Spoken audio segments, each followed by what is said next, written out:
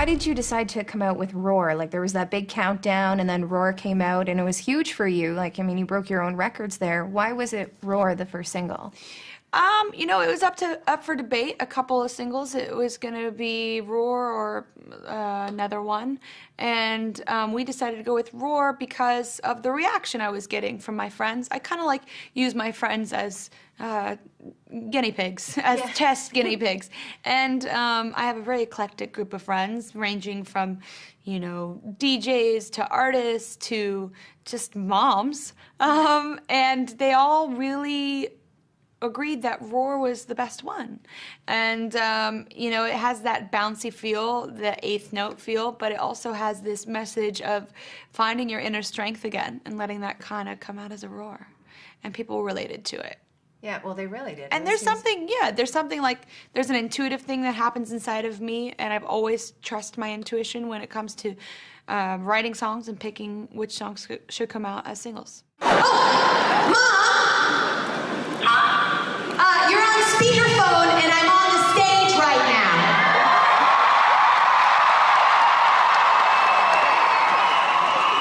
And we all just want to wish you a happy Mother's Day!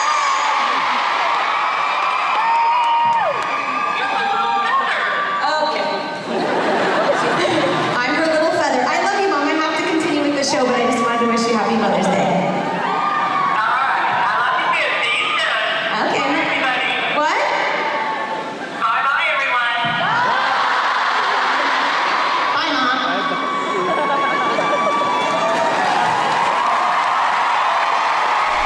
Of me getting into the industry, I would, you know, be out and about, and I would hear girls or actresses or musicians or whatever, you know, they would say, oh no, I don't want to be in a relationship because I don't want to have to choose between being in a relationship and having a career.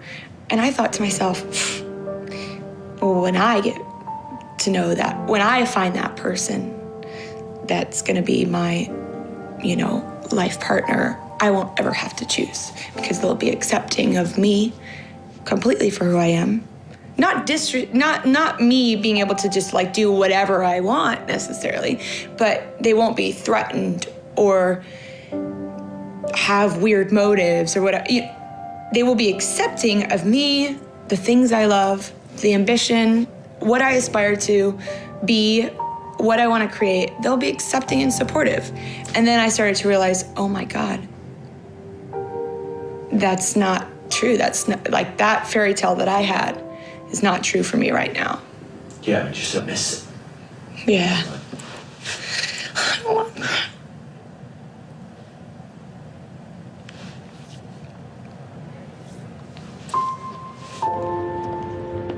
Okay, again, everyone, this is I'll tell you the truth, is that, I mean, I'm a romantic, and I kind of believe in this fairy tale. I mean, and in some ways, I think that's always been to my advantage, because like, if you can believe in something great, I feel like you can achieve something great. I have that same belief system with everything, from career to my life, my personal life, everything. And I will do everything it takes to not fail. And I did everything it took, but it still failed. The bad that comes along with the good is a journey. And I learned so much from that journey. For a long time, people were talking about bullying, and that was a big hot topic. And I think sometimes you can forget that you could be your own bully in some ways. Like, you are the person that is standing in the way of your success, whether it's professionally or personally. And honestly, that was the case for me. I was having a great professional streak, but personally, I was really immature. And so I had to balance them out. Finally, I had enough, and I said, hey, you need to speak up for yourself. If you're not happy with something, you change it. You know, change it, make yourself better every single day. So I went to a lot of therapy, and I guess I put it in the way of like, you're gonna hear me roar, finally. I'm gonna be able to speak up for myself.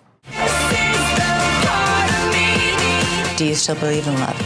Of course. I'm going to let love lead the way, always.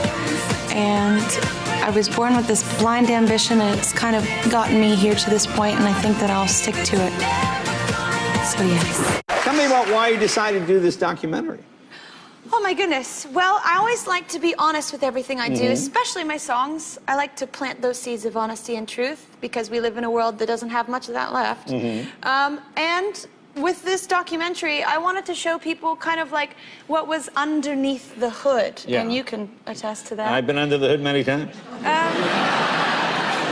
I really wanted to show people how much hard work it takes, the ins and outs, and how really you don't have to be born into a situation. You don't have to come from something or possess something or look flawless, even though I like looking like this sometimes. Yeah. You can just be you and have a dream and plant the seed and water the root. Question to Katy Perry via YouTube moderator. How was life before you became a celebrity, before your big break? He's got the creepy voice a little bit. That's creepy okay. voice. It's okay. We don't judge. We love it. I could be creepy too. I mean, if you saw me in a purple wig walking down the street, you'd be like, freak. Well, it was all about the hustle and the bustle. And sometimes it was like, you know, me trying to keep up with the Joneses, as they say. Like, you know, I wanted to be seen like I was worth it. And so I was like, trying to always be ready for opportunity to present itself. And it was exciting. You know, it was a little bit like not as fast paced as it is now. Things are just like so fast paced, like lightning speed. And, you know, I know what I'm doing today, and I know what I'm doing probably in 6 months, you know, to the date. So it wasn't as scheduled, but I mean, I think I had a little bit more time on my hands, but I think that maybe I might have gotten into a little bit more trouble back then because, you know, what is it? Idle hands, the devil's workshop is what my parents said. So now I really have a lot to take care of. But it was, you know, just about like working on my craft and making sure that it was perfect so that, you know, that when finally I would get that opportunity, I'd be ready for it. This next record that I'll start in a couple of months will be just I think it'll be actually more honest, because I think when you get older, you care less, you know, what people think about you. And I have had to really work on that. I think that's one of the biggest things you have to work on when you are put into the spotlight, is not caring about what people say about you, because you just become like this open forum to anybody, anything, anyone. And if you start reading your own press, it will ruin you. I feel like I've got the opportunity to make more of a career rather than just like, you know, a flash in the pan, she's hot, she's not type of thing. But that's only because I have worked so hard and focused, you know, and everything I do, I know it's for the fans, and they're the reason why I exist. I've been on tour for a year, and before that I did promo for my record, and my record almost came out 2 years ago. So I've been doing a lot of work for that for the past couple of years, and I think what would be most important for me is to kind of, at this moment, gather my thoughts and live a little bit of life on my own, and not around a traveling circus of 100 people, and have quiet moments and ride my bike and kind of find my roots again. That's what I always do. In between records, is I go to a quiet place and restore my soul.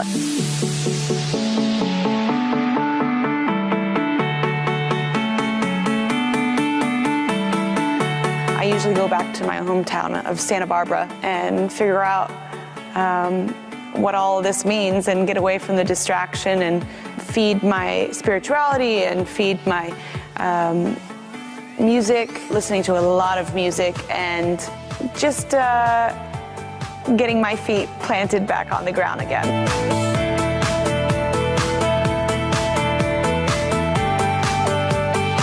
It's really important for me to live life, absorb life, and have my own experiences so that I can go back to the drawing board and have something authentic to say. I found a lot of self-love this year, and I kind of rebuilt my confidence that had had a little bit of a shatter to it.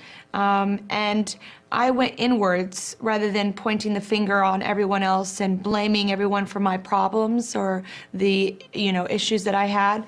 I went inwards and tried to kind of do some patchwork to kind of heal up little spots that I needed to heal up, or say to myself, what can I do to make myself a better human representation? What did you do? I did a lot of different things. I did a cleanse for 3 months that I didn't have any alcohol, and I did a whole vitamin regimen, and I went to therapy. I did more meditation. I've been meditating for a couple years now, but I upped it. And I just went the positive route rather than like going to the club and getting drunk every night. I mean, I've probably done that a couple of times, but I really served myself well, and it influenced all of my songwriting, and I wrote most of the songs during this time. In the very beginning,